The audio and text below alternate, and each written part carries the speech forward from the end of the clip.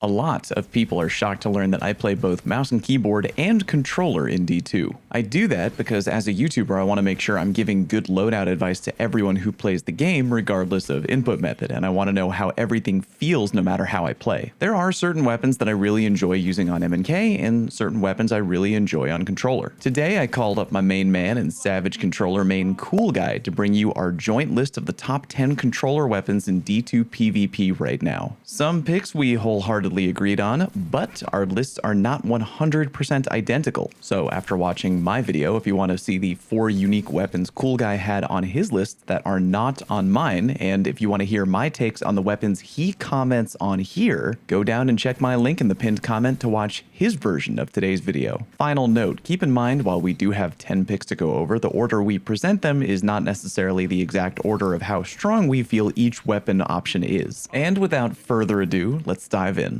First weapon on the list today, Peace of Mind. Rapid fire frame pulse rifles have one major challenger in the current D2 sandbox: classy restoration. The ability to regen your health on a dime is a pain in the butt for weapons that don't hit terribly hard, but even with that hurdle, Peace of Mind is IMO hands down the best rapid fire pulse in the game. I find that the faster a weapon fires, the more stability you're gonna want, and that goes hand in hand with playing on a controller. On top of a more comfortable feel when firing the gun, remember that more stability gives incoming anti-flinch now for your Guardian. I've always really enjoyed the Darkest Before for dueling, but was always annoyed that you A, had to farm it and just hope you got a good roll, and B, the fact that it can't be paired with my beloved time lost Found Verdict. Peace of Mind solves both those problems for me kinda hard. 1, it's kinetic, and 2, it's craftable, meaning that when you finish unlocking the pattern, you're free to whip up any roll your sick little heart desires. My current jam is small bore, ricochet rounds, perpetual motion, and moving target if you were wondering. If you're a controller main looking for a very stable, very reliable, mid-range dueling weapon in PvP, hard recommend you craft a Peace of Mind immediately. It don't routinely pop up in the Trials top 10 most used weapons list for nothing. Alright, I'm gonna let Cool Guy tell you about the next weapon on our list, the Last Word. Take it away, buddy. Even though it's getting nerfed, the nerf might not be that bad, we're gonna see. And you can't have this list without including the Last Word.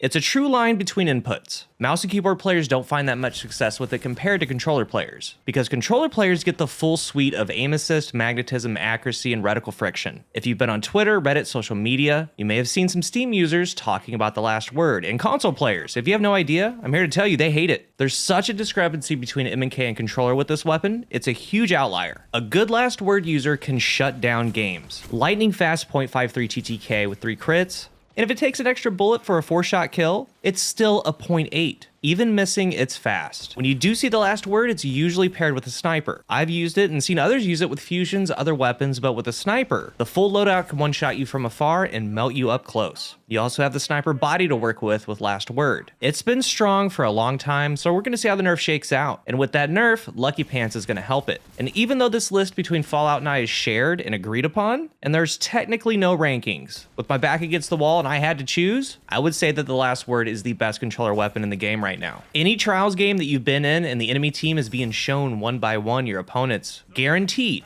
If the Last Word shows up, everyone on your team called it out to be ready for it. Because when you practice and you main the Last Word, it's something to fear. The next weapon is another I immediately think of anytime I get asked about using hand cannons on controller: Crimson. Veteran controller players are probably nodding in agreement right now, and veteran M&K players are maybe grunting and snarling a little bit. While Crimson feels alright on mouse and keyboard to me, the stickiness of that reticle friction on controller kind of takes it to another level of reliability. When I play on mouse and keyboard, I prefer regular 140 RPM hand cannons, mainly because the lack of reticle stickiness doesn't bother me from deep range. With controller, hand cannons don't often feel as good from far away to me. Crimson, however, does feel good even from fairly far away on the sticks. Even pushing beyond 32 meters in a private lobby, I feel like I have zero problem nailing headshots despite the burst-like fire. Friendly reminder that Crimson hits really hard for what it is, and if you were wondering, if you were to activate Radiant in PvP, your regular headshot damage ramps up from 31 to 34, meaning that with only 2 full trigger pulls of Radiant Crimson, you're dishing out 204 damage, strong enough to kill anyone in PvP, even those running tier 10 Resil. Don't forget that Crimson has literally one of the best PvP utilities in the game. Kills with the weapon will heal you each and every time. I'm highly under the impression that Bungie is going going to nerf healing grenades and or restoration in the near future. If and when that happens, you can always come back to your OG partner in healing. The entire high impact archetype of Pulse is strong. You see both M&K and controller players using it. No Time to Explain is getting a lot of traction. New Purpose is good. But the one that you see the most is the Messenger. These have a 0.67 TTK with a 2 burst, 5 crit, 1 body. When you have that range, that high damage, that fast time to kill, it's a no-brainer. They're dynamite on a controller.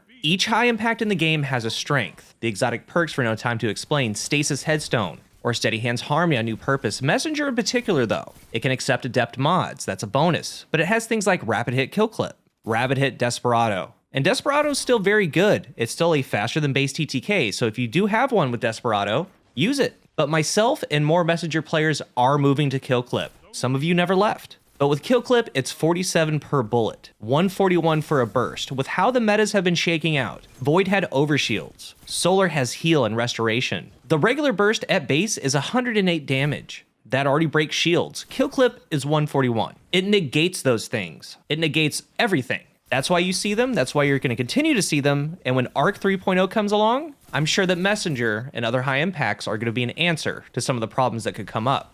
And with Messenger, you have things like Rapid Hit. It gets you a fast reload right into a damage perk. It also adds stability. That makes the grouping better, feels better on a controller, and it gives you flinch resistance as you're firing. With that said, they hit so heavy from so far, and they duel so well at base, multiple combinations are going to be just as good. Like Killing Wind Elemental Capacitor, New Purpose has Heating Up Headstone. When a new high impact drops, there isn't just one way to slay out with them. The more and more that we get, the more it can cater to your playstyle. Next shared weapon on our list, Shiras Wrath and the Multi-Mach. I know, kinda cheating that we put two weapons together into one category, but they do similar jobs and they've kind of been the Bonnie and Clyde of SMGs for a long time now. Ironically, they're both no longer available, something which I may rant about from my soapbox in the near future, but players who have them know. They're both disgusting on controller. Barring a huge nerf, hand cannons will always be viable in D2 PvP. However, if you just can't get a good feel for the pacing and rhythm of a hand cannon against another player,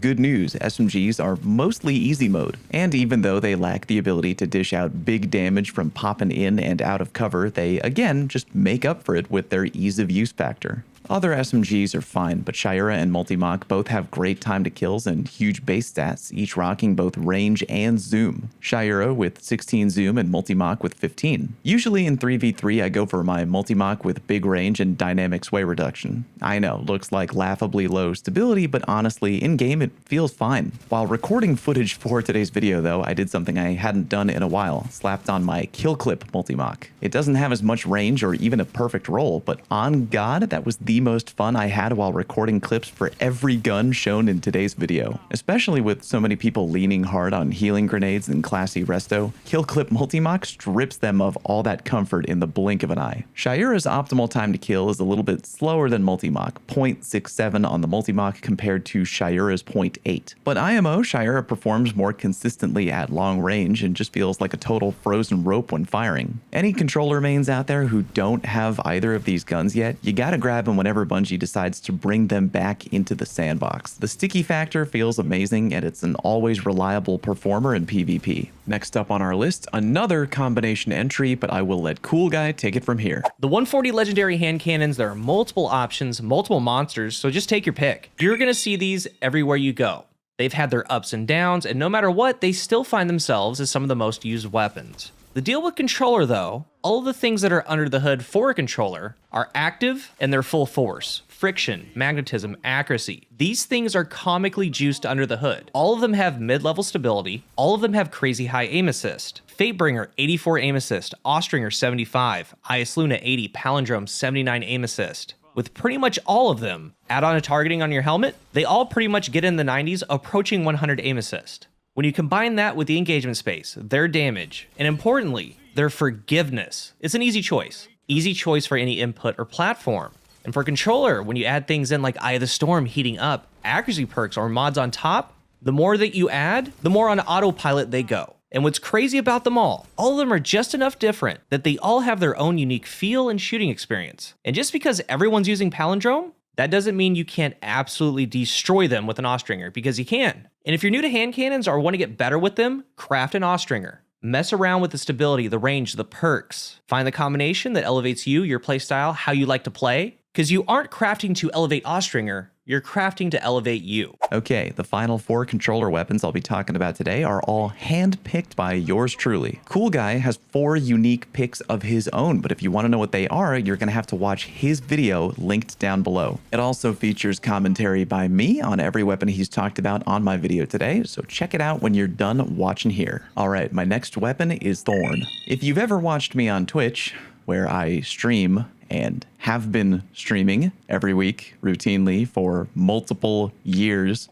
are very likely to know that if Thorn were a person, well, it would be my favorite person. I originally started only enjoying Thorn back in the day when I started using mouse and keyboard. If you've watched my one settings change video, you'll know that it wasn't until kinda recently that I started fiddling around with my ADS sensitivity. When I finally did that on controller, I immediately fell in love with Thorn on both input methods. It's hard to explain. On my original untweaked settings, Thorn felt foreign to me. Now though, exact opposite. If I made a completely different video of favorite weapons for both input methods, then Thorn would literally be at the #1 spot. I don't know how to describe what it is about the gun. It's just so accurate, and with my new controller settings, every shot feels really clean. Don't even get me started on the utility factor of the gun. Recovery has always been top priority in PvP, and now we have to deal with restoration too. Thankfully though, Thorn's natural chip damage is a huge pain in the ass for both of those things to deal with. It's got a respectable aim assist of 85, fantastic handling for swapping into shotgun shots, and when you get that powered up Soul Devour, 2-tapping people is just incredibly satisfying. Friendly reminder for newer players, while technically a 140 RPM hand cannon, it has the potential to 2 headshot, 1 body shot kill anyone in PvP running 5 Resil or under. I know that in the new meta of more Resil equals more unflinch, it's going to be kind of rare to find people running that low, but it is a great way to punish those who do. Friendly reminder ×2 that no matter what Resil anyone has, using Thorn with Radiant active will guarantee a 2 headshot, 1 body shot kill on anyone. Thorn is my jack of all trades PvP gun. I recommend it hard for controller. Next weapon on my list is the Devil's Ruin and Cryosthesia. I know, cheating again, but Devil and Cryo are kinda 2 sides of the same coin for me. While I feel that all sidearms feel way better on controller due to reticle friction up close, Devil and Cryo take the cake because of how unique they both are. I've tried rocking both on M&K, but they just don't feel right, to me anyway. Cryo is probably the more traditional sidearm if you're looking for something on controller at close range that you can pair together with a sniper. It's got shockingly good time to kill, 0.7 seconds, but its exotic perk is kinda the main appeal. All you need is 1 kill with Cryo, and you're almost guaranteed a free double kill later on, provided you're patient and accurate. The freeze shot pairs damn well with Solar 3.0, and if you want to laugh your ass off, put on that weighted throwing knife as a hunter and get ready for your post-game DMs to be full red cap levels of sodium. However, as much as I do love the Cryo, it's not my favorite of the 2 children. I know, harsh to say, but thankfully Cryo doesn't have ears to hear me. Devil's Ruin is just wildly entertaining, and it actually shines really hard in the current meta. The reticle friction on controller paired together with the continuous laser beam effect is insane. If the other team isn't expecting it, they're gonna get effed up really hard. If you're a Warlock main, I highly recommend going both Ophidian Aspect and double sidearm reloader. The reload then becomes so fast you can just kind of laser spam up close, and even if the enemy team knows it's coming,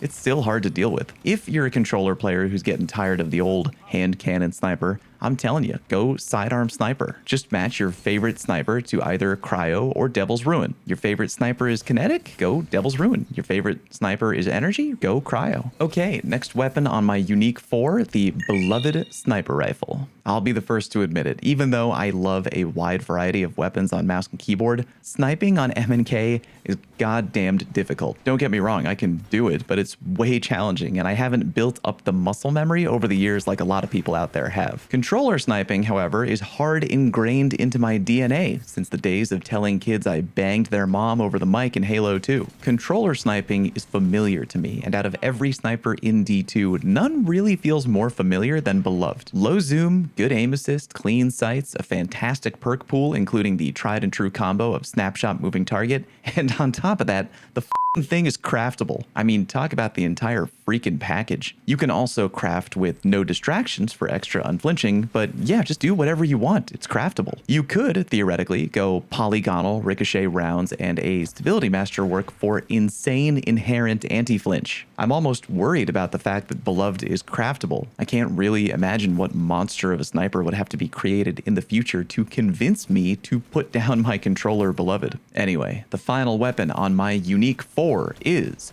drumroll please,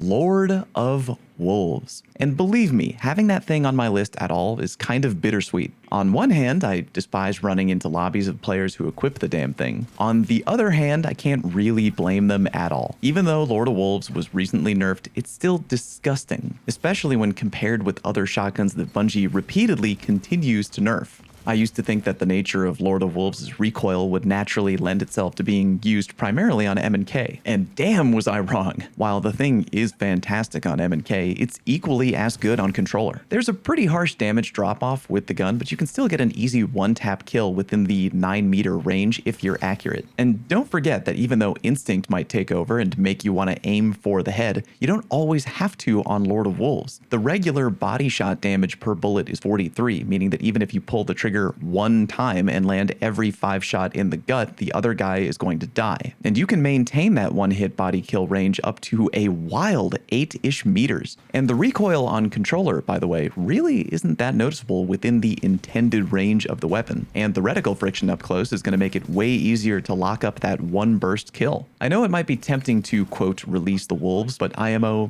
don't. You don't really need to. Not only is Lord of Wolves obnoxiously good in default mode, but in trials you spawn with 15 ammo, enough for 3 pulls of the trigger, whereas with other traditional shotguns you only spawn in with 2 shots. So what I'm saying is not only is Lord of Wolves good, but it also takes advantage of the special ammo economy. If you haven't used it in a long time, or at all, and you want a good shotgun to pair with a wide variety of strong primary kinetic weapons, IS Luna, Fatebringer, Austringer, Messenger, Peace of Mind, just slap on the Wolf, you will be surprised. Head on down to the comment section right now and check out the link to Cool Guy's video, which again features my commentary on weapons he talked about here, as well as his final 4 best weapon picks for controller, which are different than mine. Please subscribe to my channel if you haven't already, and big thank you to those who do. Thank you very much for watching, and I'll see you on stream.